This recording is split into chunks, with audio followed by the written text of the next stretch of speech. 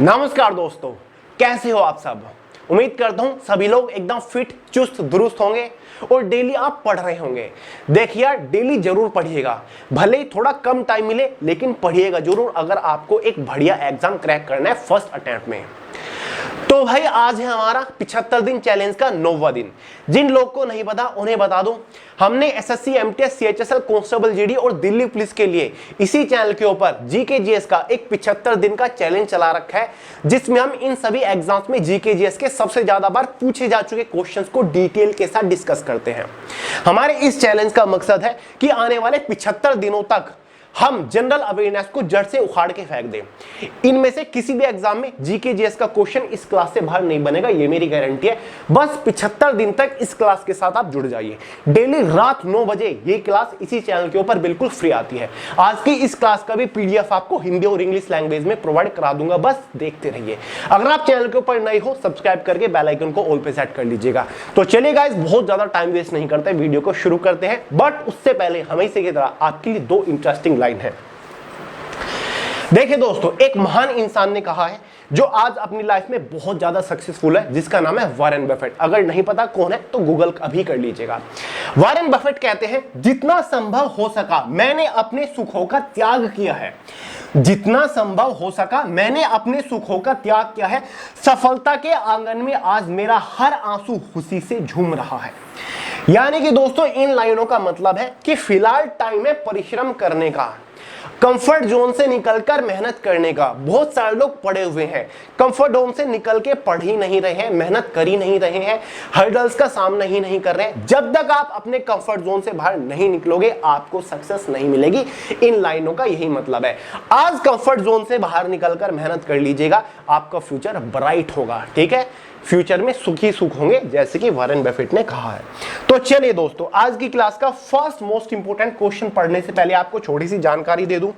देखिए दोस्तों, संपूर्ण भारत के इतिहास के most selected handwritten notes हम आपको पीडीएफ फॉर्म में, ई बुक की फॉर्म में प्रोवाइड करा चुके हैं। और ये इंडिया के पहले ऐसे हैंड रिटन नोट्स हैं जहां पर थ्योरी के साथ आपको most selected topic wise fully sold objective questions में मिलते हैं, जिनसे बाहर आपके एग्जाम में एक भी क्वेश्चन नहीं बनेगा। सभी कॉम्पिटिटिव एग्जाम के लिए बहुत ज्यादा महत्वपूर्ण है।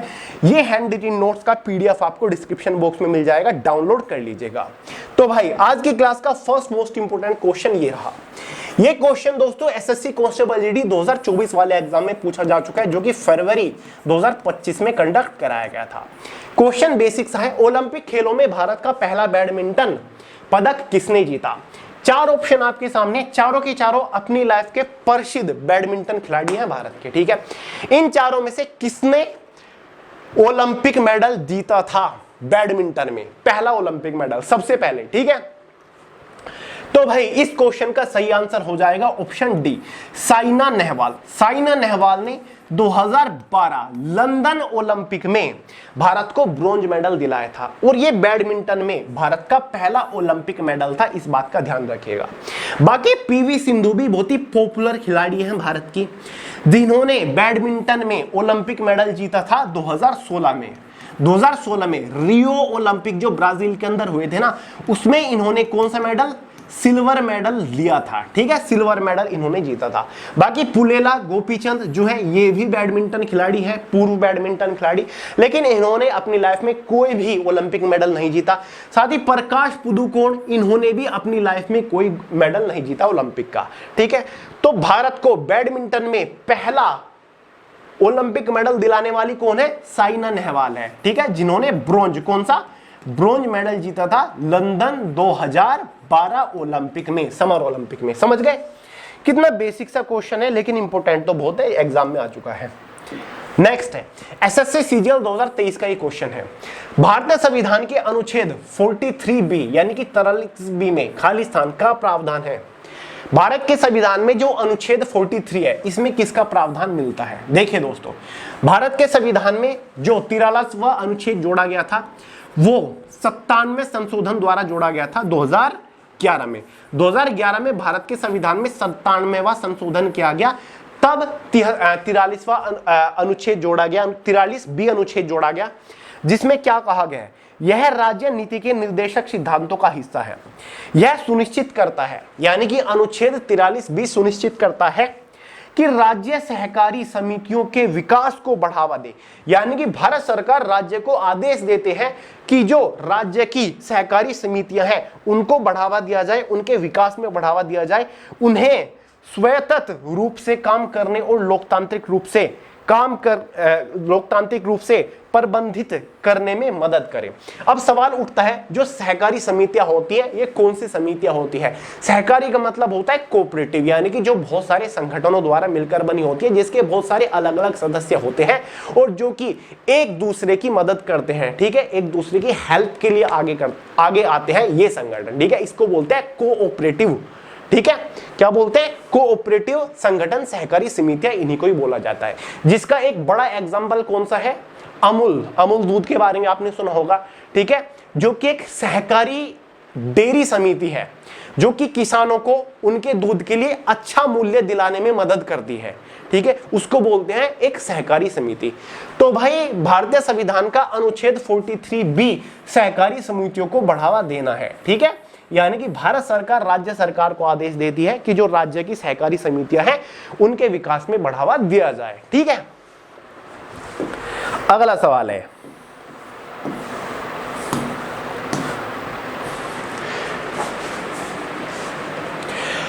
कोरबिलोन कप निम्नलिखित में से किस खेल से संबंधित है? कप का नाम क्या है? कोरबिलोन। और ये कप जो है ये महिला प्रतिस्पर्धा से संबंधित है। किससे?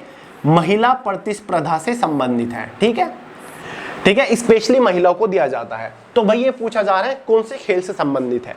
ये देखिए डेफिनेशन, कोरबिलोन कप विश्व टेबल टेनिस चैंपियनशिप में महिलाओं की टीम स्पर्धा के लिए दिए जाने वाला एक प्रतिष्ठित कप है। इसका मतलब है कि जब भी विश्व टेबल टेनिस चैंपियनशिप में महिला टीम का मुकाबला होता है तो जीतने वाली टीम को कोरबिलोन कप से सम्मानित किया जाता है। वहीं पुरुषों की टीम स्पर्धा के लिए इस वेथलिंग कप दिया जाता है। टेबल टेनिस एक इंडोर खेल है जो 20वीं शताब्दी की शुरुआत में इंग्लैंड में शुरू हुआ था। इसे पहले पिंग पोंग के नाम से भी जाना जाता था। देखिए दोस्तों, टेबल टेनिस की जो शुरुआत हुई थी 20वीं शताब्दी में इंग्लैंड में हुई थी। पहले इसको पिंग पोंग के नाम से जाना जाता था। तो भाई जो कोरबिलोन कप है वो टेबल टेनिस से संबंधित है और जो महिलाओं की स्पर्धा होती है इनको दिया जाता है कोरबिलोन कप। समझ गए? अगला सवाल, जीवन की वह अवधि जब शरीर प्रजनन परिपक्वता की ओर ले जाने वाले परिवर्तनों से गुजरता है खाली स्थान कहलाता है। यानी कि जब मनुष्य के शरीर में सबसे ज्यादा परिवर्तन होते हैं, यानी कि फीलिंग्स आती हैं, ठीक है, फिजिकल चेंजेस होते हैं जब मनुष्य के शरीर में, ठीक है, किसी भी इंसान मेल या फीमेल, तो भाई वो कौन सी अवस्था होती है उसके जीवन की? तो भाई वही तो होती है किशोर अवस्था, जो कि 13 साल से 19 साल तक मानी जाती है किशोर अवस्था, ठीक है। यानी कि बाल अवस्था और वृद्ध अवस्था के बीच में जो होता है वो होता है किशोर अवस्था, ठीक है, एडोलेंस। इसी के टाइम पर जीवन की ये किशोर अवस्था वह अवधि है जब शरीर प्रजनन यानी कि रिप्रोडक्शन के मामले में भी सबसे ज्यादा परिवर्तन होता है, ठीक है, सेक्सुअली भी, मतलब सबसे ज्यादा चेंजेस आते हैं बॉडी के अंदर, किशोर अवस्था उसको बोलते हैं। अगला सवाल है, एसएससी CHSL 2024 में पूछा जा चुका है, मालगुडी डेज खालिस्तान की लघु कहानियों का एक संग्रह है। मालगुडी डे के लेखक कौन है? एक तरीके से एक लघु कहानियों का संग्रह यानी कि छोटी छोटी कहानी है, मालगुडी डे किताब है। तो ये किसने लिखी है? मालगुडी डे के जो लेखक है वो है R.K. नारायण। किसने लिखी है? R.K. नारायण। इनकी एक प्रसिद्ध कहानी और है, किताब है गाइड, द गाइड। क्या है? The guide. ये भी R.K. नारायण ने लिखी है। मालगुडी डे और द गाइड किसने लिखी है? R.K. नारायण। चेतन भगत तो पॉपुलर नोवेलिस्ट है ही, इन्होंने 5.1 2005 में लिखी है। One night at the call centre 2006 में लिखी है। The 3 mistake of my life 2008 में लिखी है। 2 स्टेट्स 2009 में लिखी है। रिवॉल्यूशन 2020-11 में लिखी है। हाफ गर्लफ्रेंड 2014 में लिखी है। वन इंडियन गर्ल 2016 में लिखी है, ठीक है। इनकी कुछ सीरीज है, the girl in room 0150 one arrange murder 400 days. ये सारी की सारी कृतियां जो है वो किसकी है? चेतन भगत जी की है। जुम्पा लहरी ने कौन कौन सी लिखी है? द नेमसेक, द लोलैंड, ये लिखी है जुम्पा लहरी ने। ऑप्शन में इसलिए कवर करा रहा हूं। अमीश त्रिपाठी भी ऑप्शन में है, इन्होंने the secret of the Nagas 2011 में लिखी है। साथ ही सीता वॉरियर ऑफ मिथिला, ये भी अमीश त्रिपाठी ने लिखी है। याद रखोगे, CHSL में पूछे जा चुका है ये सवाल, और इससे रिलेटेड मैंने आपको 10-15 सवाल कवर करा दिए हैं। ठीक है, राजस्थान के किस लोक नृत्य को सपेरा नृत्य के नाम से भी जाना जाता है? राजस्थान का वो कौन सा लोक नृत्य है इन चारों में से जिसे सपेरा नृत्य के नाम से जाना जाता है? इसमें क्या होता है, जो महिलाएं होती है ना, वो काले कपड़े पहनकर डांस करती है, और साथ में जो पुरुष होते हैं वो बीन बजाते हैं। इसको नागिन डांस के रूप में भी कहा जाता है कई बार। ठीक है, और ये राजस्थान का प्रसिद्ध लोक नृत्य है। इस लोक नृत्य को कहा जाता है कालबेलिया। कालबेलिया राजस्थान का सबसे प्रसिद्ध लोक नृत्य है, जिसको सपेरा नृत्य भी कहा जाता है। याद रहेगा। अगला सवाल है, सिरके का रासायनिक नाम क्या है? सिरके का तो आपको पता ही होगा, विनेगर। इसका केमिकल नेम पूछ रहा है, तो भाई विनेगर का केमिकल नेम है एसिटिक एसिड। एसिटिक एसिड, ठीक है। सिस्टमैटिकली नेम इथेनोइक एसिड इसका होता है, समझ गए? तो बहुत ज्यादा ये एक कलरलेस लिक्विड है। इसका जो केमिकल फॉर्मूला है, केमिकल फॉर्मूला क्या है विनेगर का? CH3COOH। ये केमिकल नेम है विनेगर का, नोट करिएगा, महत्वपूर्ण है बहुत ज्यादा। अगला सवाल, निम्नलिखित में से किस ग्रह का कोई उपग्रह नहीं है? इन चारों में से वो कौन सा ऐसा ग्रह जिसका कोई उपग्रह नहीं है? जैसे कि हमारी पृथ्वी, पृथ्वी का एक उपग्रह कौन सा है? मून, यानी कि चंद्रमा। ये पृथ्वी का एक उपग्रह, नेचुरल सैटेलाइट भी इसको हम कह सकते हैं। हर एक भारत जो आपका सोलर सिस्टम है उसमें हमारे 8 ग्रह, सभी ग्रहों के एक न एक उपग्रह, 6 ग्रहों के उपग्रह, लेकिन 2 ऐसे ग्रह जिनका कोई भी उपग्रह नहीं है। क्वेश्चन में पूछा कि इन चारों में से वो कौन सा है? एक तो दोस्तों कौन सा है? शुक्र ग्रह, जिसको बोला जाता है वीनस। शुक्र ग्रह का अपना कोई उपग्रह नहीं है। दूसरा कौन सा है? मरकरी, जिसको बोला जाता है बुध ग्रह। ठीक है, इसका भी अपना कोई उपग्रह नहीं है। ये 2 ऐसे ग्रह हैं जिनका अपना कोई उपग्रह नहीं है। सवाल यह भी पूछा जा सकता है कि सौरमंडल का सबसे बड़ा उपग्रह कौन सा है? सौरमंडल का सबसे बड़ा उपग्रह गैनीमेड है। कौन सा? गैनीमेड। गैनीमेड, उम्मीद करता हूं स्पेलिंग सही हो। गैनीमेड, ये जो उपग्रह ये है दोस्तों जुपिटर का, बृहस्पति ग्रह का ये एक उपग्रह, और ये सोलर सिस्टम का सबसे बड़ा उपग्रह। दूसरा कौन सा है? टाइटन, ये एक उपग्रह जो कि सैटर्न का एक उपग्रह है। पहला सबसे बड़ा उपग्रह कौन सा है? गैनीमेड। दूसरा सबसे बड़ा उपग्रह कौन सा है? टाइटन, जो कि सैटर्न का है। ठीक है, और 2 ऐसे ग्रह कौन से हैं हमारे सौरमंडल के जिनका अपना कोई उपग्रह नहीं है? एक तो विनस यानी कि शुक्र ग्रह, इसका कोई उपग्रह नहीं है। एक बुध ग्रह, मरकरी, इन दोनों का कोई उपग्रह नहीं है दोस्तों, वरना हर एक ग्रह का कोई ना कोई उपग्रह है। ठीक है, सबसे ज्यादा उपग्रह पता है कौन से ग्रहों के हैं? वो जुपिटर और सैटर्न के ही हैं।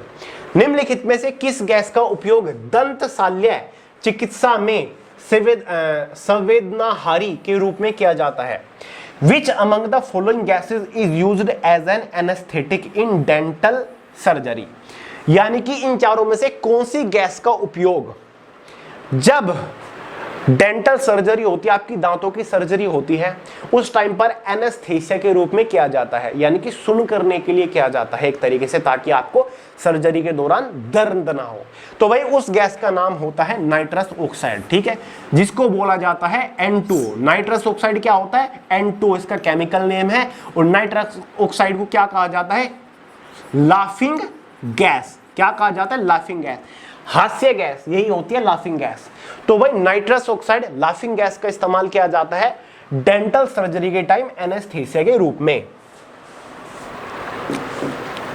अगला सवाल है, भारत में गिर का जंगल, यानी कि गिर नेशनल पार्क की बात हो रही है, गिर नेशनल फॉरेस्ट की बात हो रही है। भारत में गिर का जंगल किस जानवर का अंतिम बचा हुआ निवास स्थान है?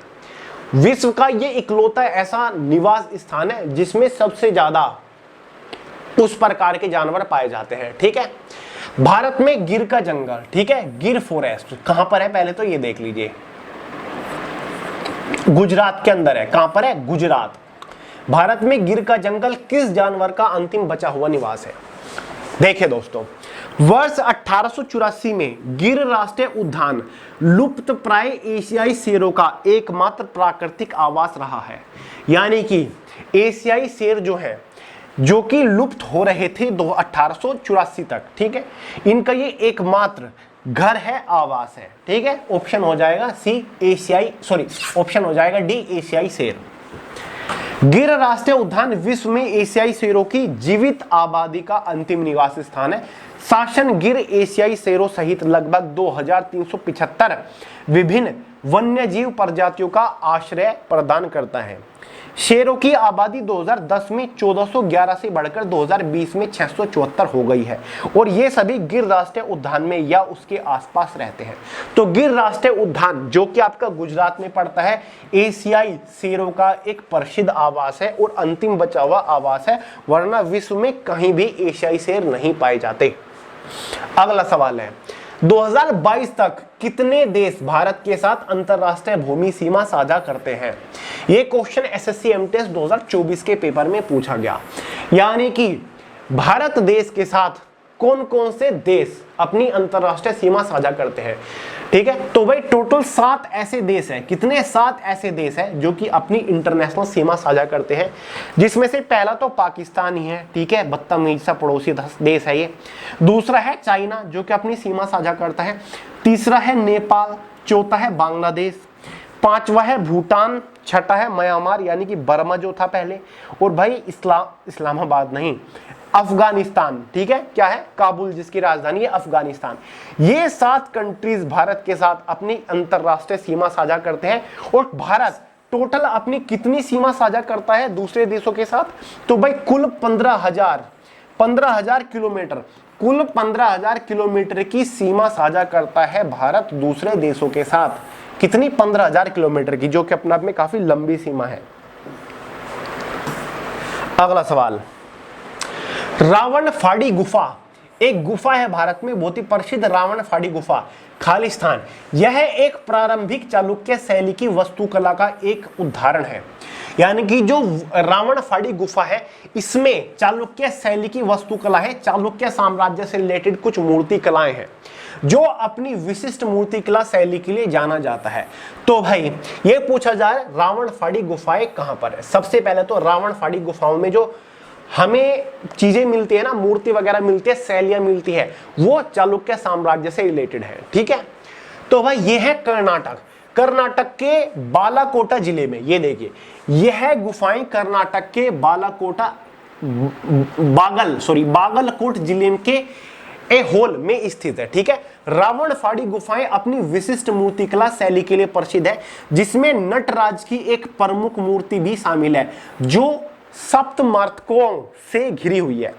अब चालुक्य साम्राज्य की बात हो रही है। The founder of Chalukya dynasty was Pulakeshin प्रथम। तो भाई चालुक्य साम्राज्य का जो संस्थापक था, कौन था? पुलकेशिन फर्स्ट, पुलकेशिन प्रथम। ही एस्टेब्लिश द डायनेस्टी 543 ईस्वी में चालुक्य राजवंश की स्थापना हुई थी। बदामी, जिसको वतापी कहा जाता है, उसकी कैपिटल थी। आखिरी शासक कौन था? चालुक्य का आखिरी शासक जो था कृतिवर्मन द्वितीय था। कौन था? कृतिवर्मन द्वितीय था। चालुक्य साम्राज्य खत्म कब हुआ था? किसकी इसके बाद स्थापना हुई थी? दंती दुर्ग एक शासक था जिसने चालुक्य फर्स्ट को हराया था और चालुक्य साम्राज्य खत्म कर दिया था और राष्ट्रकूट राजवंश की स्थापना कर दी थी। क्लियर है? तो भाई दंती दुर्ग जो है वो राष्ट्रकूट साम्राज्य का संस्थापक है, ठीक है। 753 ईस्वी में स्थापना कर दी थी राष्ट्रकूट साम्राज्य की दंती दुर्ग ने। नेक्स्ट है सिमोन बाइल्स किस खेल से संबंधित है? सिमोन बाइल्स एक बहुत ही प्रसिद्ध खिलाड़ी है, ठीक है, फीमेल महिला खिलाड़ी है और ये इतनी प्रसिद्ध है कि इनके पास लगभग 20 से ज्यादा ओलंपिक मेडल हैं, सर्वश्रेष्ठ खिलाड़ी है। तो भाई किस खेल से संबंधित है? ये विश्व की एक बहुत प्रसिद्ध जिम्नास्टिक प्लेयर है, जिम्नास्टिक, ठीक है। ये बहुत ही प्रसिद्ध जिम्नास्ट है जो कि अमेरिका के से रिलेटेड है, अमेरिका देश की है। देखिए, Simone Biles owns is an American artistic gymnast her 11 Olympic medal and 30 world championship medal make her the most decorated gymnast in history. She is widely regarded as one of the greatest gymnasts of all time and one of the greatest Olympian of all time. यानी कि 11 से ज्यादा Olympic medal है और 30 से ज्यादा world championship medal इनके पास है। जन्म इनका 16 मार्च 1997 में हुआ था। 28 साल की इनकी उम्र है। कोलंबस अमेरिका की रहने वाली है। समझ गए? तो अगर एग्जाम में पूछ ले जाए सिमोन बाइल्स कौन है, तो ये एक बहुत फेमस जिम्नास्ट है अमेरिका की। अगला सवाल, निम्नलिखित में से किसे ठुमरी की रानी के रूप में सम्मानित किया जाता है? अगर आपने कल की क्लास देखी होगी, यानी कि दिन 8वां देखा होगा, तो उसमें सेम एग्जैक्ट क्वेश्चन पूछा गया था, लेकिन ये एसएससी एमटीएस में आया और वो एसएससी कांस्टेबल जीडी में पूछा गया था। ठीक है, तो भाई क्वेश्चन मैच कर रहे हैं। ठीक है, क्वेश्चन मैच करते हैं। तो भाई निम्नलिखित में से किसे ठुमरी की रानी के रूप में सम्मानित किया गया था? तो भाई ठुमरी की रानी जो है वो गिरिजा देवी को सम्मानित किया गया। गिरिजा देवी कौन थी? स्वर की रानी भी इनको कहा जाता है, स्वर, यानी कि बहुत बड़ी संगीतकार थी भारत की। ठीक है, गायक थी, इनको ठुमरी की रानी की उपाधि दी गई थी। समझ गए? गिरिजा देवी को। ये कोई नर्तकी नहीं थी, ये एक गायक थी। बाल विवाह निषेध संशोधन विधेयक 2021 में महिलाओं की शादी की उम्र बढ़ाकर खाली स्थान वर्ष करने का प्रावधान है। एसएससी एमटीएस 2021 में ही इस सवाल को पूछा गया है। बाल विवाह निषेध संशोधन विधेयक 2021 में महिलाओं की शादी की उम्र बढ़ाकर कितने वर्ष करने का प्रावधान है? हालांकि अभी तक ये एज चेंज नहीं हुई है, लेकिन इस विधेयक में, इस संशोधन विधेयक में महिलाओं की शादी की एज बढ़ाने का प्रावधान मिलता है। कितनी उम्र बढ़ाने का प्रावधान है? देखिए दोस्तों, इस अधिनियम को 1978 में संशोधित कर महिलाओं के लिए न्यूनतम आयु 18 वर्ष और पुरुषों के लिए न्यूनतम आयु 21 वर्ष कर दी गई थी। ठीक है, यानी कि 1978 का जो अधिनियम है उसके तहत महिलाओं की जो विवाह की एज है वो 18 साल है, पुरुषों की जो विवाह की एज है 1978 अधिनियम के तहत वो 21 वर्ष है। ठीक है, बाल विवाह निषेध अधिनियम 2006 ने 1929 के अधिनियम की जगह ली, जिसमें न्यूनतम आयु सीमा पहले जैसी है। बाल विवाह निषेध संशोधन विधेयक 2021 में लड़कियों के लिए विवाह की न्यूनतम आयु बढ़ाकर 21 वर्ष करने का प्रावधान है। यानी कि 2021 का जो बाल विवाह निषेध संशोधन विधेयक है उसमें लड़कियों की उम्र 18 साल से बढ़ाकर 21 साल करने का प्रावधान है। हालांकि अभी तक ऑफिशियल नहीं की गई, लेकिन इसमें प्रावधान है। इसके ऊपर कब अमल किया जाएगा, कब यह विधेयक फाइनली पास होगा, वो तब की तब देखी जाएगी। लेकिन 2021 का जो विधेयक है उसमें पुरुषों की तो 21 है ही, महिलाओं की 21 करने की बात कही गई है। समझ गए? अगला सवाल, बंगाल के निम्नलिखित गवर्नर जनरलों में से किसने सती प्रथा को गैर कानूनी घोषित किया है? देखिए दोस्तों, बंगाल का वो कौन सा गवर्नर जनरल था जिसने सती प्रथा को गैर कानूनी घोषित किया था? ठीक है, अब देखिए, और ये भारत का पहला गवर्नर जनरल भी था। पहले बंगाल का गवर्नर जनरल होता था, लेकिन बंगाल प्रेसिडेंसी से फिर पूरे भारत का गवर्नर जनरल बना दिया गया। समझ गए? बंगाल का पहला गवर्नर जनरल कौन था? वारेन हेस्टिंग था। ठीक है, लेकिन यहां पर मैंने आपको भारत का पहला गवर्नर जनरल बताऊंगा। तो सती प्रथा से रिलेटेड जो गवर्नर जनरल प्रसिद्ध है वो लॉर्ड विलियम बेंटिक है। कौन सा? Lord William Bentinck. इन्होंने ही सती प्रथा को गैर कानूनी घोषित किया था और सती प्रथा को खत्म करने के लिए आंदोलन कानून भी लेकर आए थे।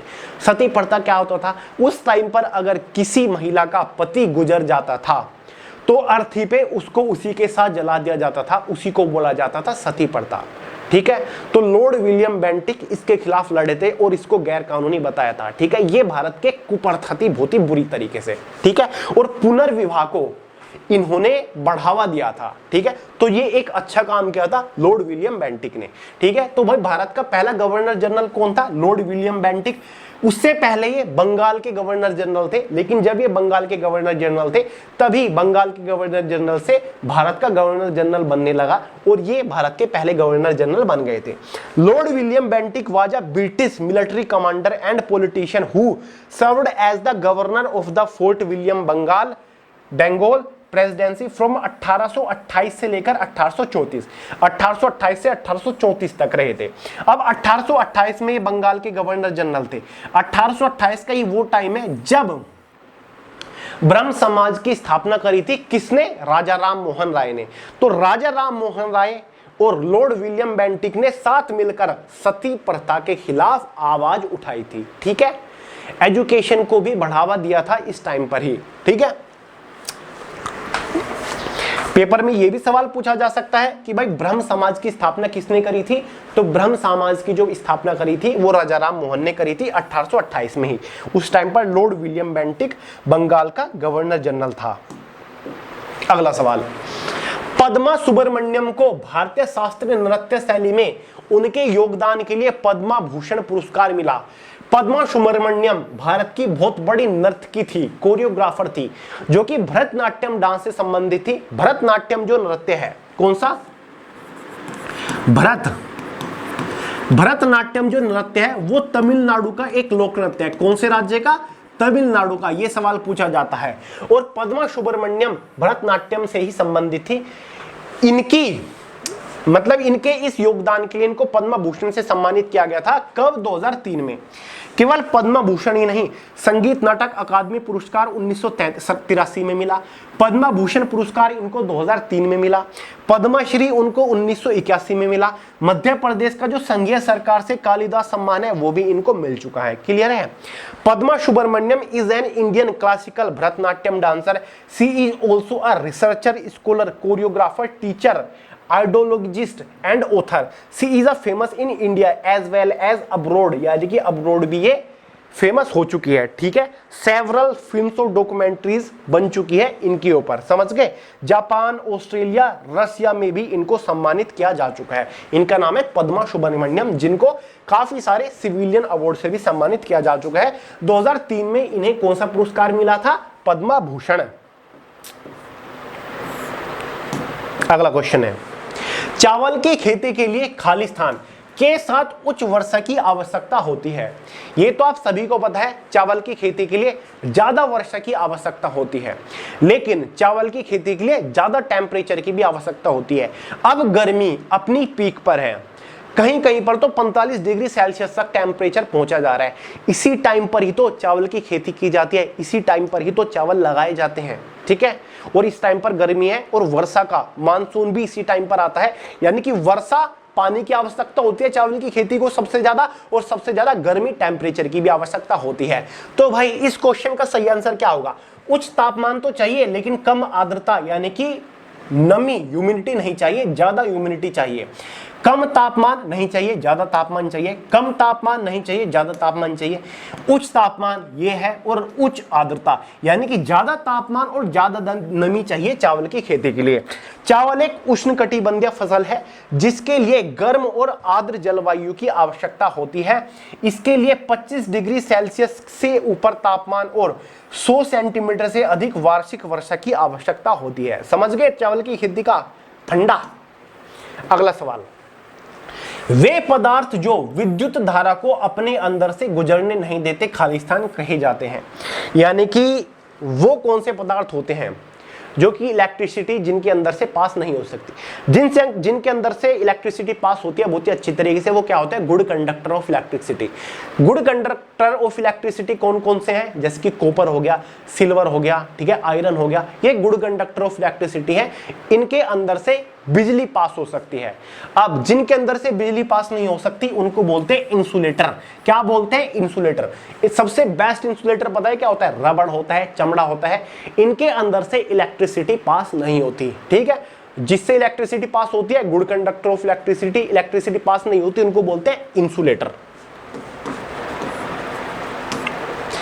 अगला सवाल है, अकबर के बाद भारत में मुगल राजवंश की गद्दी पर निम्नलिखित में से कौन बैठा? अकबर, जिसको महान शासक भी कहा गया है क्योंकि इसने अखंड भारत का निर्माण भी करा था और कुछ अच्छे काम भी किए थे, हिंदू के हक में था अकबर। ठीक है, अकबर का जो राज्य रहा था, अकबर का जो शासनकाल रहा था 1556 में हुमायूं के बाद गद्दी पर बैठा और इसका जो कार्यकाल रहा था वो 1605 रहा था। 1605 तक ही गद्दी पर बैठा। अकबर का एक पुत्र था जिसका नाम था सलीम, यानी कि जहांगीर के नाम से जिसको जानते हो। 1605 में जहांगीर गद्दी पर बैठा था। तो जाहिर सी बात है अकबर के बाद किसने जगह ली? इसके पुत्र ने, जिसका नाम था जहांगीर। देखिए, बाबर ने मुगल साम्राज्य की स्थापना करी थी 1526 में। 1526 से 1530 तक इसने राज किया था। क्लियर है? और यह मुगल साम्राज्य का संस्थापक था। इसके बाद इसका बेटा यानी कि हुमायूं 1530 में गद्दी पर बैठता है, 1540 तक राज करता है। क्योंकि इसको गद्दी से कौन हटा देता है? शेर शाह सूरी। जिसके बाद लगभग 15 साल बाद ये फिर से सेना बनाकर आता है और शेर शाह सूरी के साम्राज्य के ऊपर हमला करता है और फिर से मुगल साम्राज्य की स्थापना कर देता है, केवल 2 साल के लिए, 1555 से 56 तक। ठीक है, उसके बाद बाबर, हुमायूं के बाद उसका पुत्र अकबर गद्दी पर बैठता है 1556 से 1605 तक। ठीक है, इसके बाद इसका पुत्र जहांगीर 1605 से 1627 तक राज करता है। उसके बाद जहांगीर का पुत्र शाहजहां 1628 से 1658 तक रहता है। शाहजहां के बाद औरंगजेब 1658 से 1707 तक बैठता है और औरंगजेब के नाक में दम कर रखा था मराठाओं ने। ठीक है, तो औरंगजेब शक्तिशाली शासक था, सबसे क्रूर, सबसे भद्दा शासक जो था वो औरंगजेब ही था। ठीक है, लेकिन मराठाओं ने इसको जबरदस्त टक्कर दी थी। मराठाओं ने उखाड़ के फेंक रखा था औरंगजेब को। तो ये ही मुगल साम्राज्य के शक्तिशाली शासक थे। मुगल साम्राज्य का आखिरी शक्तिशाली शासक औरंगजेब ही था। तो इस क्वेश्चन का आंसर तो आपको मिल गया। अकबर के बाद कौन गद्दी पर बैठा? उसका पुत्र जहांगीर बैठा था। तो भाई ये था आज की क्लास का आखिरी क्वेश्चन। उम्मीद करता हूं आपने एंजॉय करा होगा। क्वेश्चन हमने थोड़े कम रखे हैं ताकि आप चीजों को अच्छे से समझ पाओ, रिवाइज कर पाओ, नोट्स वगैरह बना पाओ, क्योंकि 75 दिन का टाइम है, आराम से जीके जीएस को कवर कर लेंगे। अब तक मैं आपको 200-250 से ज्यादा क्वेश्चन शायद कवर करा चुका हूं। ठीक है, 9 ही दिन हुए 200 से 250 क्वेश्चन कवर करा चुका हूं। ठीक है दोस्तों, आज की इस क्लास का PDF video success Telegram channel के अंदर मिल जाएगा, लिंक वीडियो के नीचे डिस्क्रिप्शन बॉक्स में। अगर आप रेलवे के एग्जाम की तैयारी कर रहे हैं, रेलवे सामान्य अध्ययन की बुक हैवी स्टॉक में अवेलेबल हो चुके हैं। लिंक फ्लिपकार्ट के ऊपर, मतलब फ्लिपकार्ट से परचेज कर सकते हो, लिंक डिस्क्रिप्शन बॉक्स में। तो चलिए गाइस, आज की इस वीडियो में इतना ही था। पसंद आई हो लाइक करिएगा, दोस्तों के साथ शेयर करिएगा, चैनल को सब्सक्राइब करना मत भूलिएगा। मिलते हैं अगली वीडियो में बहुत ही जल्द, तब तक के लिए जय हिंद।